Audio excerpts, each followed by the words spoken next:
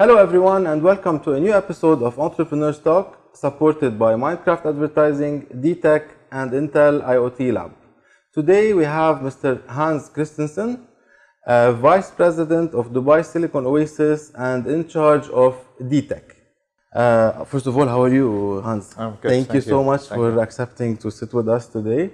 For the few people who don't know you and don't know about DTech, can you give us like a brief explanation about what you do here in DTech, in your position, and what is DTech? So basically, DTech is the department of Dubai Silicon Oasis, which is a tech-free zone here in Dubai. Okay.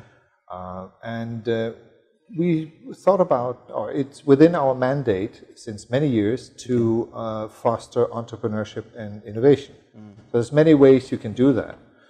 And we experimented in the early days, I'm now talking 7-8 years ago, with doing a few investments. And I came on board 6 years ago to start an incubator called Silicon Oasis Founders. Okay. And today we are now the largest co-working space fostering tech startups in the MENA region. Okay. Now we've grown quite organically over the past years, and now we're very happy to say that we have 6 pillars which form the foundation of what is DTech today. Okay. And these pillars are doing all different, we're focusing on all different kind of things. We have on the one side the co-working, which is obviously the largest part of it all. Okay. Where it's a one-stop shop if you want to set up your company. And you can get anything from your license to your visa to your company establishment card.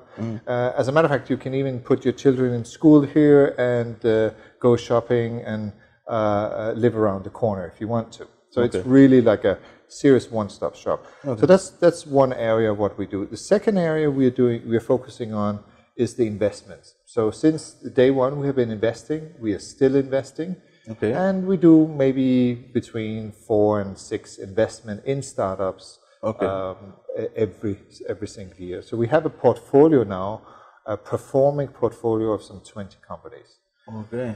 Good. Then we also have something called DTech Acceleration. Currently we have an incubator and an accelerator. The accelerator won awards last year, and that's run by Startup Bootcamp, which is a world brand. Yes. Real world brand. They're all over the world. Yes. And the other one is we are hosting, that's the incubator, and that's by Emirates Airlines in cooperation with General Electric and Etisalat. Okay. And then we have what's called a few other pillars. DTech events and learning. We do tons of events, about 100 events a year. Sure. We have DTech services, all services around supporting startups. We have DTech corporates because we have a lot of corporates that come here and want to meet startups and innovate themselves, disrupt themselves. Okay. So we help with that as well.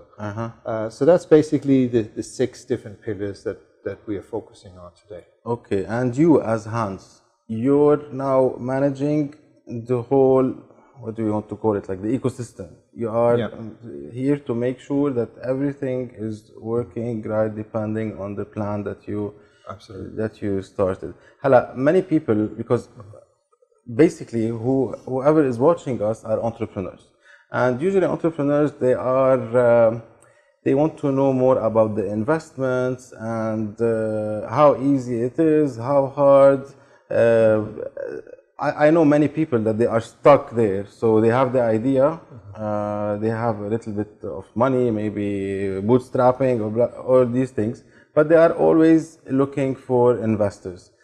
You have a program here. They can come and discuss with the right people in the offices, so they will understand. So we don't dive into this story, but I just want them to know that there is also a possibility of support.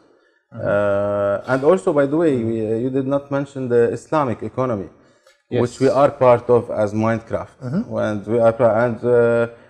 we are here. We are the witnesses that DTech supports companies, because thank you so much. You've been supporting us since day one, starting the business, and then the Islamic economy and all these things.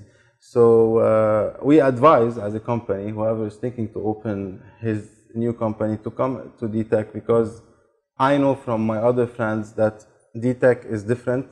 You have the support here. Over there, it's come, open the company, and you do it by yourself. At least here, you have the support. Okay, Hala, how many startups we have now in DTech, approximately? How many companies, do you know?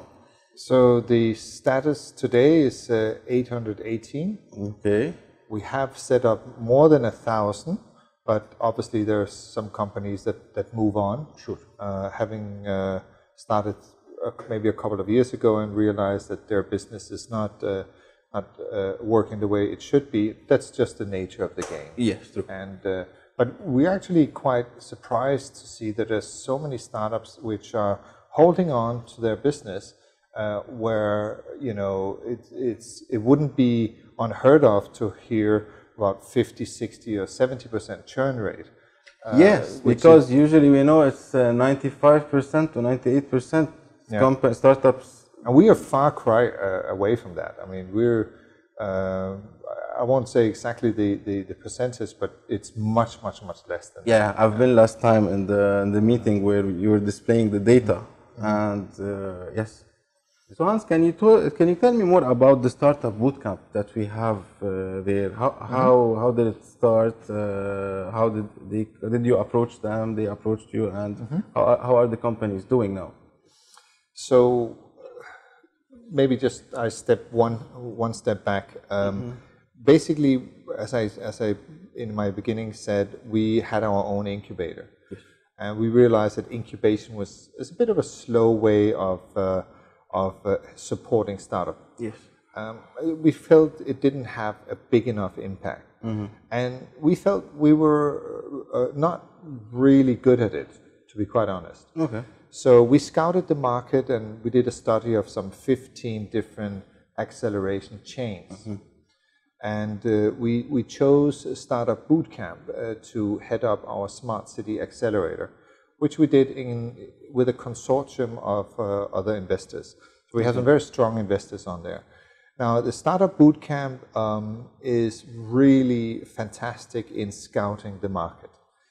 As a matter of fact, for the first cohort, they received more than 1,000 applications from 30 cities around the world, 4 continents to be specific. And the thing, what they are so good at is finding the right startups, boiling down the list down to about 10, and these top 10 are then being accelerated through a program of 3 months. They get a little bit of funding, but generally all the ones that are selected have their own funding in place already. And that's essential. So this program, what they're doing is they're giving you all the right ingredients, all the right help to accelerate in 3 months that on your own you probably would take 1 or 2 years to get to this point. And then at the end of the acceleration, obviously the consortium of partners have the first right to invest in these companies, and if not, doesn't matter, they will then be open to other investors, and that's where the demo day at the end of each cohort is happening. And how do they get the help? Is it other than the funding, more connections, mentors, stuff like this, right? So the program is built up in 3 stages. The first stage is called Shape, then Build, and then Grow. And the first, and for each stage you have different experts that are flying in. They're actually called the Fly Team, flying in and teaches the entrepreneurs certain skills and help them in the first phase to shape their company. Tell them you need to tweak here, you need to tweak there. And on top of that, each venture has between 3 and 5 mentors that are assigned to this venture throughout the entire program. So you have experienced business people helping you exactly in the space that you are finding yourself. Okay. So this is the shape. Yeah. Okay. So the first months is a very rigorous months of where you learn about what you should be doing, and then you build it in the second months. Okay. And that's where that's why it's called build. And then there's also people, experts flying in, helping you to build it the right way, the way you should. Okay. Yeah? And then the third month is basically a month where you focus on getting as much traction as possible, getting what's called validation of your business model and so on. Okay. The stage of the companies that are being accepted of the program are basically companies that do not only have a PowerPoint. They're actually already out in the market usually. Yes. And so they already have experience. They already have some traction in the market, but they are not quite getting it right. Okay. That's where the acceleration program comes in and helps you tweak here, twist there, and then really make you scalable and take off. And this in of itself is worth a lot. Sure. This is not something. It wouldn't help these startups just to get $1 or $2 million. They need to know what to do with these $1 or $2 million. Sure. That's the key. Sure. Yeah, because last week I had a call from a new company. They wanted to open here, and the guy was asking me, how do I get funding? So the first thing I told him, there is no funding without income. Anyone who wants to give you money, he wants to know that this company is being run by these specific people. You have traction, you are already making a little bit of money, and this is one. No one is buying ideas.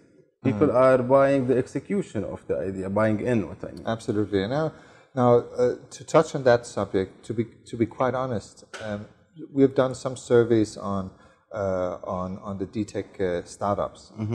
Since we have hundreds of startups, we have some.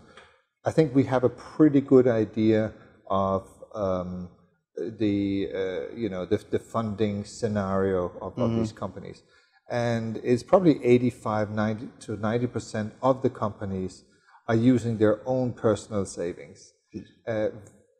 It's actually a very small percentage of the startups in a typical co-working space that receive any kind of VC or acceleration funding.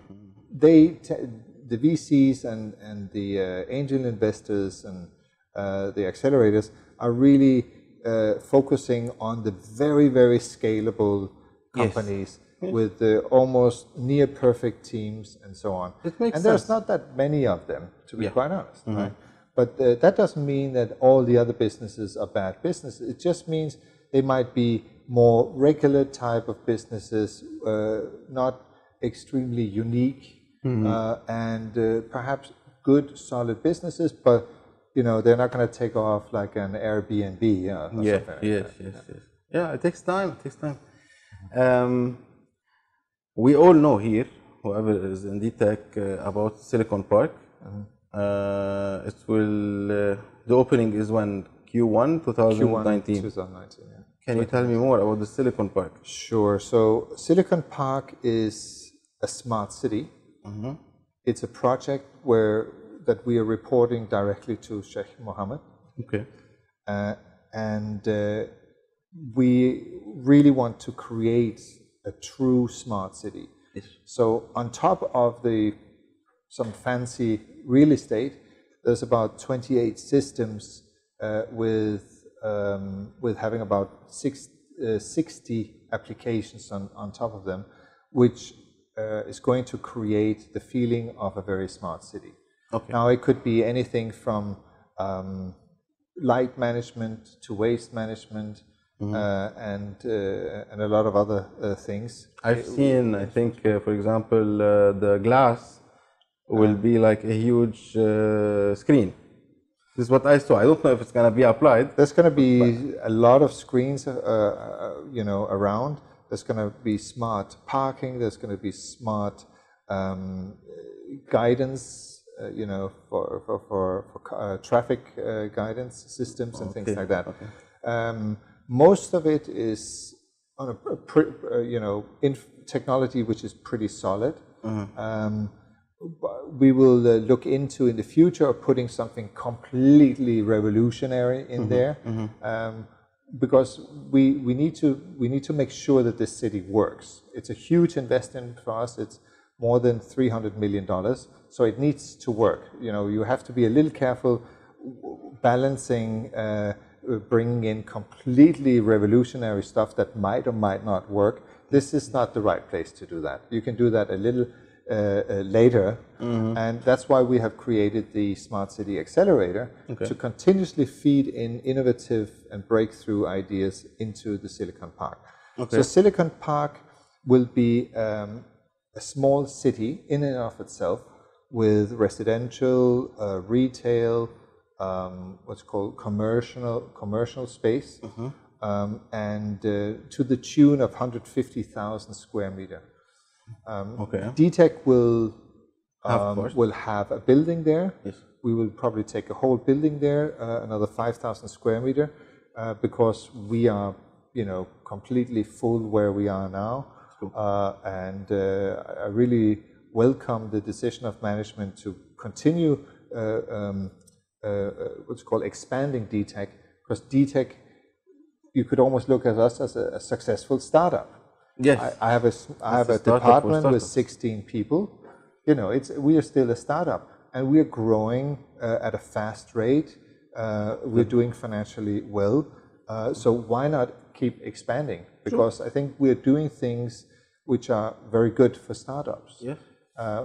We can always improve. You can always help startups more, and we are trying. That's what we are trying to do.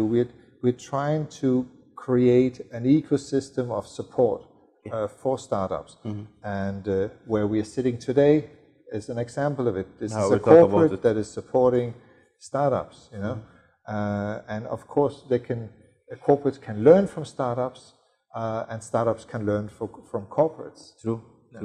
But we are the best example here, since you are talking about DTEC and expanding. If you remember, we wanted another space, and it's full.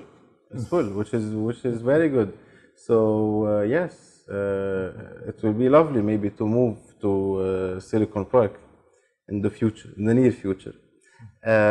Hans, can you tell me more, since you opened the subject, about Intel and DTEC collaboration here? What's the deal in the lab, and how is DTEC benefiting from Intel, and how Intel is benefiting from DTEC, this collaboration? I would add one more part, and that would be the entrepreneurs. So I think it's a win-win-win situation of corporate, of Intel as the corporate, DSO at DTEC, and the entrepreneurs. The mere fact that Intel is here is very, very positive, because for us it's a testament to that they realize that being close to startups, tech startups, is very beneficial for them, and it's very beneficial for the startups. Now, the potential of having the potentially game-changing thing that can happen in a place like this is that Intel would find an innovative startup, kind of support them, and you know, it could be part of some product or an application for Intel worldwide. The benefit for the startup, of course, would be to get the validation from an Intel, saying Intel says this is an okay application, and then help get them traction worldwide later on. For us as DSO, having such a fantastic brand as Intel here, obviously is a testament to that we're doing something right here. Otherwise, Intel would not waste their time, right? Sure. So I think for us, it helps attract more entrepreneurs, and probably also other corporates that Intel is usually an anchor tenant in any technology-free zone, and by the mere fact that they're here has opened the eye of many other corporates saying, wow, if Intel is here, maybe we need to be here. By the way, I've seen Do and Orange, right? They have an office there. Yeah, so that's already the second lab, which is here. They will focus on the Do lab will focus on smart city applications. They are also part of the smart city accelerator.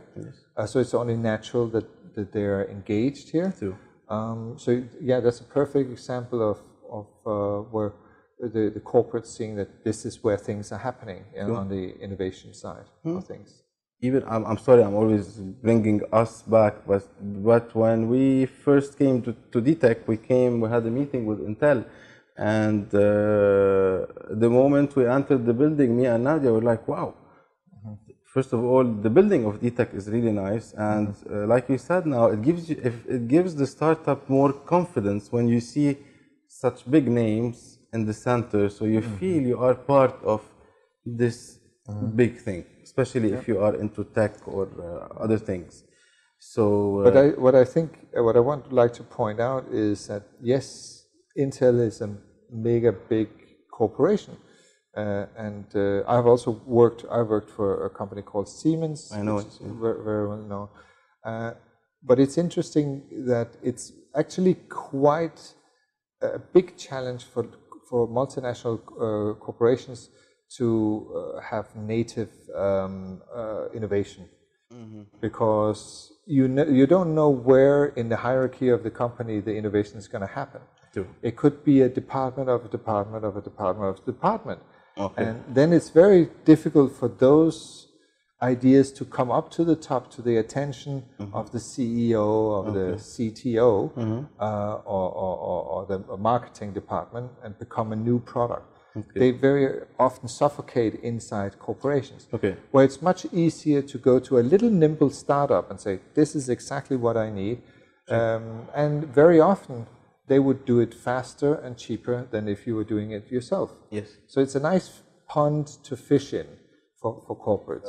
So what I understand from you is that the research and development departments in companies are a little bit suffocating, and like you said, they look out, they get cheaper, new stuff, because you are not stuck in the hierarchy, like you said. So this is how, I understand now.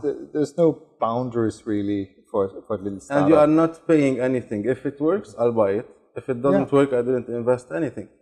Exactly. And a small startup can say, well, I need to pivot a little bit in this direction or in this direction. Now, that's a little bit difficult for a company which is a multinational, which is on the stock exchange, let's say, and say, okay, tomorrow we're just going to do something else. You know, that you can't do that. So, but a startup can. It's all about survival in any case. And you don't have 50,000 products you need to attend to. You have one or two products. And then you can say, okay, I need to pivot a little bit. I need to change it here. And there's also not the, let's say, you don't have a brand that is worth billions of dollars. So if you do a mistake, the whole market will know about it.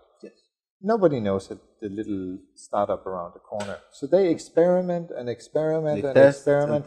And just by the mere fact that you keep on doing that, you will get to a results much faster. And many startups are looking to sell their companies. And I was reading an article that was posted by DTech, and it mentioned Souk, Maktub, all these companies that they sold their what's the right term when you exit? When you exit, So we have a portfolio company where we had a small stake in called WrapUp. I think some Lebanese nationalities. Very young guys. I think the CEO, I met him when he was 25. He's maybe 27 now. Exited his company to Voicera in Silicon Valley just a couple of weeks ago. Now that's really a wonderful story. And we want a lot more of those stories. It's a company that specializes in artificial intelligence, taking up the notes from a meeting, converting what is being spoken by all participants in the meeting into text simultaneously, and it's a very, very accurate, text. And you can even put action points into that text. So, and you can search for keywords. When did I mention like investments? When did I mention AI and things like that? And then this AI will pick the right words and take you to that part of the conversation when you were talking about that. And then you can send around all that information to all the participants in the meeting, and that's nice. A wrap up of the meeting. Yes, perfect. Yeah, because I have a pen, by the way. I don't know if you've seen this one. It's a little bit large, but you can take notes in the meeting, and it records the meeting. Later on, if you take your pen and put it on this word, it knows directly and it plays from that word itself. Even you can put formulas and it will do the calculation by itself. That thing, if it was incorporated into wrap-up, it would have, it's like well, I can give you the contact afterwards. Yes. Or to Voicera, which is now the new owner. Okay. Before we move to your business personal life, I just want, people are always thinking, if I want to open a company, not how much, but is there support? Which we know that there is support for the first 3 years. If you want to explain this one, how is DTech supporting the startups since day one with the trade license and the other things which are basically cheaper than exiting to free zone or opening inside Dubai? And how it is supported by Sheikh Mohammed. If you can tell me a little bit, because I'm sure that people are interested, and so they will, like an example, instead of 12,000 for the trade license, it is 5,000. Can you explain a little bit about what you are offering now? So the whole point of DTech is to offer subsidized rent, subsidized licenses, to make it a little easier for startups in the early days when you're still pre-money. What we offer here is basically a service license. You can get a service license, and it's a full service license. The same license as if you were getting a service license in DSO proper. Now, knowing that most startups, it's a one or two man show, we cannot expect that this entrepreneur knows everything about how to set up your company. So we have our own trained team here in DTech, some 6-7 people that are trained to support the entrepreneur in how you set up the company, which is, let's say, at first a little bit of an intimidating affair. Because there is the plan, but people are scared of the. You need to deliver a lot of information and so on and so forth, and you need to connect with the DED, with immigrations and whatnot to get all this done. So our team will help with that. Now that doesn't mean we will give them any funding, but we will open the doors to the accelerator, the incubator, our VC. And then if they have a strong, compelling business case, then we might consider investing in them as well. But I think what we help with, in addition to the subsidized pricing, is guiding them through the company setup, so it's less intimidating. And at the same time, we have a lot of events where you can learn about VAT, you can find an auditor, you can even find an accountant if you can afford one, outsource that to a company, so it costs a third or a fourth than if you're hiring your own accounting, or you have to do the accounting yourself, which you might not like, let's say if you come from a completely technical background. Then we also have all these other networking events, and we see that more and more startups here are connecting with other startups For example, there's a number crunching company downstairs that really would like some AI capability. And they teamed up with another startup downstairs. And now they're helping each other, creating a really good service for corporates who want to crunch their data. And so that's another thing that this place, through its physical distribution of rooms, enable people to meet and collaborate. I have also the perfect example. We did the branding for Yalla Pickup, the whole thing. Okay. You know, there is another company, InstaAd. They will soon open here. We developed the product, and then now they are ready to launch. I just met someone outside now from Tajdeed. He needs some services from us. Yeah, and this is perfect for whoever wants to make an effort. It's not like you come here, you sit, and people will start telling you, please work with us. No, you have to do a small effort, and with your support, it's perfect. And sometimes it's the little things that make a big impact. Now, what we're introducing downstairs probably next week is just a little physical tablet that you can write your name, your company name, and what you're looking for.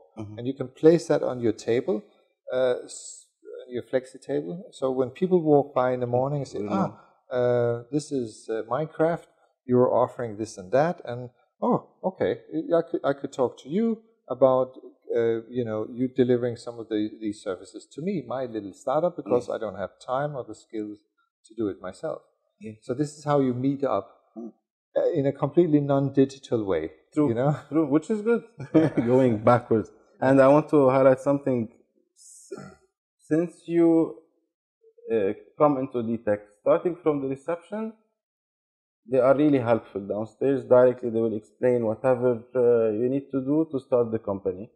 So we advise you to come downstairs and talk to the receptionist, or come up later on, right, to start with the ladies inside. Perfect. Okay, Hans, now I'm gonna move a little bit about your personal business life, because also people are interested to know how successful people manage their time. So I will start. The first question is, which is the question that I like. Tell me more about your daily schedule. Do you have a daily schedule? For example, you wake up at 5, you go to the gym. It's like that, or no, you have to be here at 9. So tell me more. Everyone has his own different schedule type. I know now you are more busy. It's more busy. But tell me more, how do you schedule your time? So basically, I have the working schedule of a government employee. We start here 7:30. Officially, we end at 2:30, which I hardly ever leave that early. Because I have fun in my job, but still, you can easily leave. I probably leave around 3:30, between 3:30 and 5, and then I generally go to the gym, and then head home. In the morning, I take the kids. I live in Dubai Silicon Oasis, so I literally live 2 kilometers away from here. So I'm hardly ever stuck in traffic. I deliver the children in the school, and then I come to work right afterwards. And this is, and then when I leave at 4 or 5 after the gym, maybe it's 5:30. Then I'm home. I'm relaxed, and I have time to attend to my family.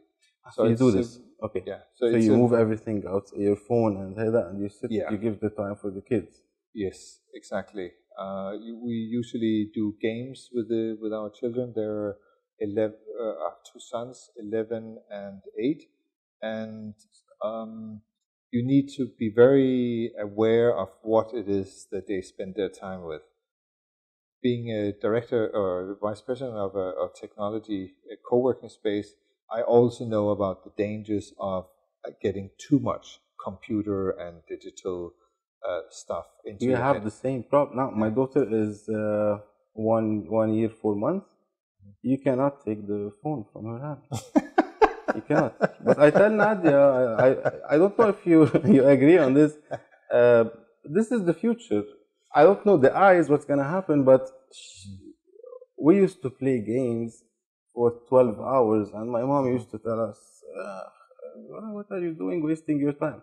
But while playing games on computers, it made us. I learned DOS, how to work on DOS, and then we moved to Windows and how to do things which helped us in the future in our work, because you need this technical skills. You can learn, I'm sure, but if you start from a young age, this will be. And I think you know more than us because you know a little bit of coding, right?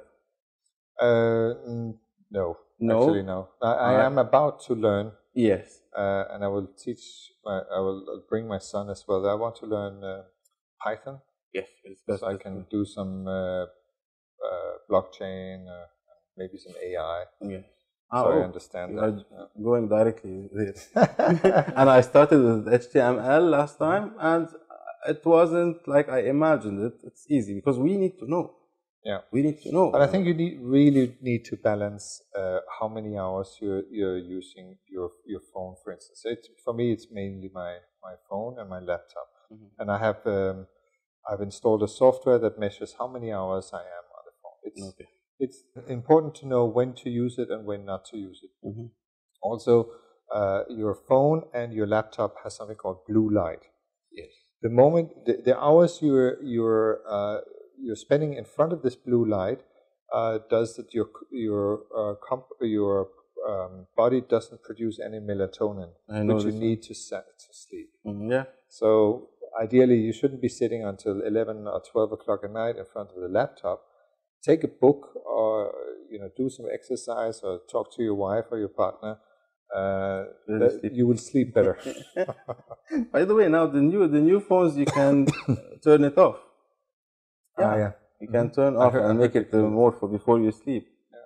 Well, why I'm touching about this, and I'm happy you're asking how I live my life, having built up 3 startups myself, and build up 4 or 5 departments in large corporations. I have had to learn the hard way how to switch off, how to relax, because that's super important. I have seen many entrepreneurs burn out. Once you burn out, you cannot do anything else. So you really need to learn to switch off and do exercise, and the older you get, the more important exercise becomes. You need to do it 4 or 5 times a week because you're decaying so quickly. Sure. Yeah. And I used to brag about saying I work 18 hours and stuff like this, but like you said, now trying a little bit when I reach home to disconnect, but then I go back. Because I need to. Once we are not. I'm not a one-man show. We have the team now. We are growing, but still, you have to do many things. Like paperwork. This is why we are hiring now. Now we understand, and we have the capability of getting the right admin, the right accounting company, stuff like this, so I can refocus on business development and stuff like that. Because you drown there, and you are. Yeah, you need. And my main focus, and because you had startups, now sales, and this is what grows the company. And the other things, I did like calculations. So, if I'm spending this much time on accounting, let's say, it's better to spend this time on sales and hire someone, because I'm buying my time back. And this is what I'm trying to do. But the life balance, it's still not working. This is why I asked to understand. Everyone has his own style. Yeah. No, but in the beginning, if you're the CEO of a startup, the beginning years are ruthless, are really tough. But I see the successful startups are the ones that understand that you need to delegate as soon as you can, and you cannot be your own boss for a very long time. You need to have people that can train. You have trained people. You train leaders. As a matter of fact, I think it's one of the most important leadership skills is to train leaders around you. So you This is don't how you need can to scale. take all the decisions yourself. That because if you've taken all the decisions, you have to evaluate everything you read. You need to read everything, and you don't have time for that. If you're a CEO, you have to be able to strategize and know in which direction the company is going to go. Yeah, they say working in and on the company. Mm-hmm. So, and yeah, the more you are experienced and you are delegating, you start working on the company itself to scale and grow. And I always say this, that I see a lot of companies that are very good at on the operational level. That means they're very good at doing things right, and not so strong on the strategic side, which is focusing on doing the right things. Mm-hmm.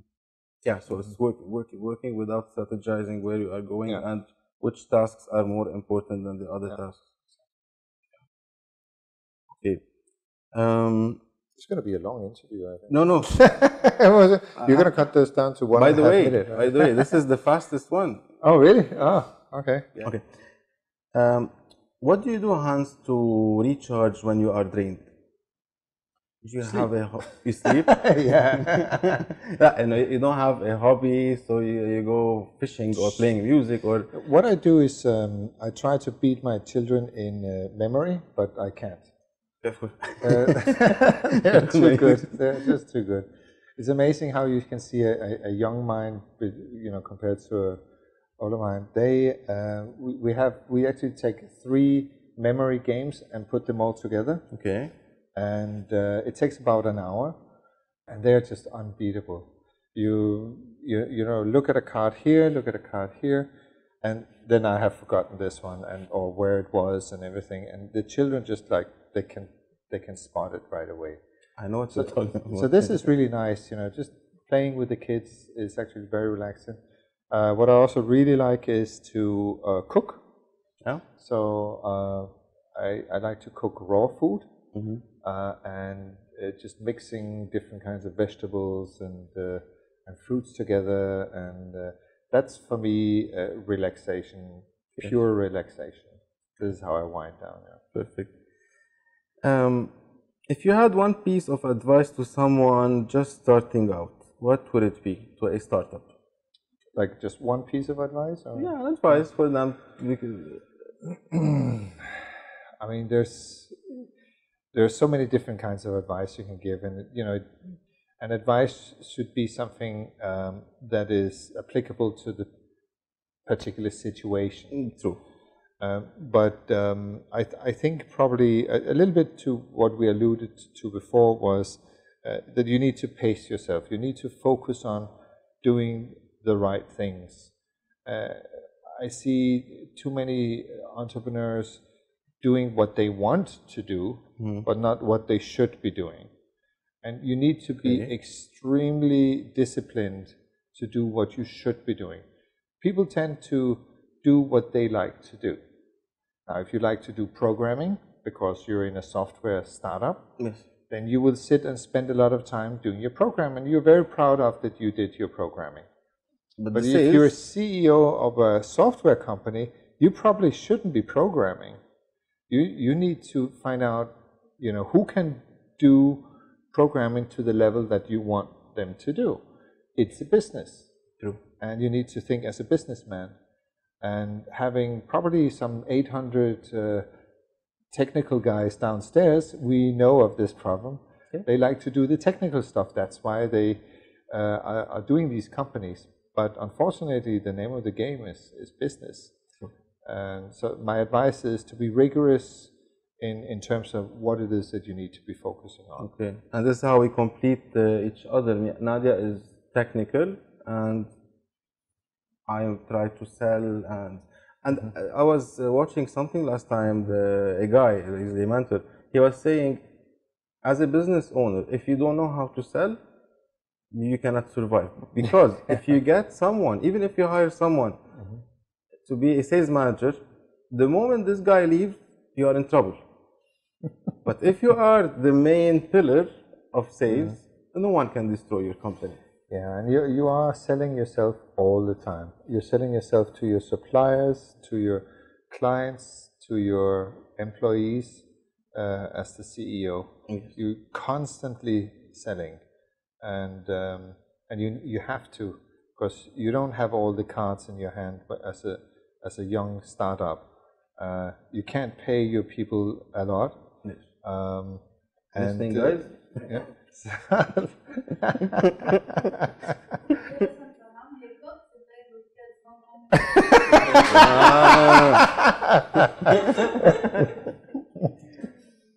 She actually paid me before to say that.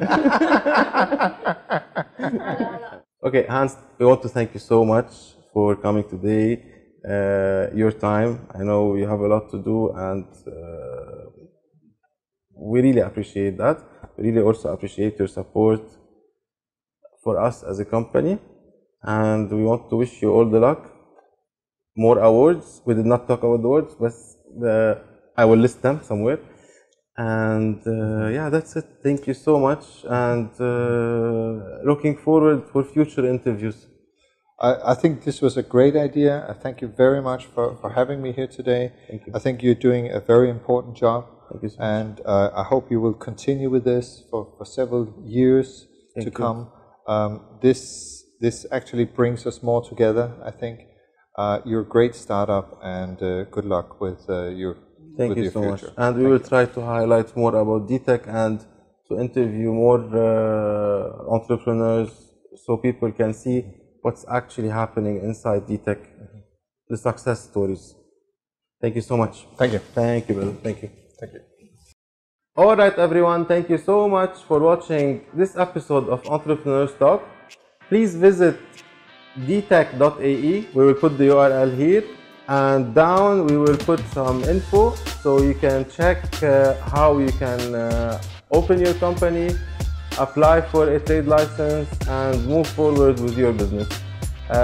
If you have any questions, also you can ask us in the comments down, and please subscribe to our channel. Thank you so much again, and see you in the next episode. Bye bye.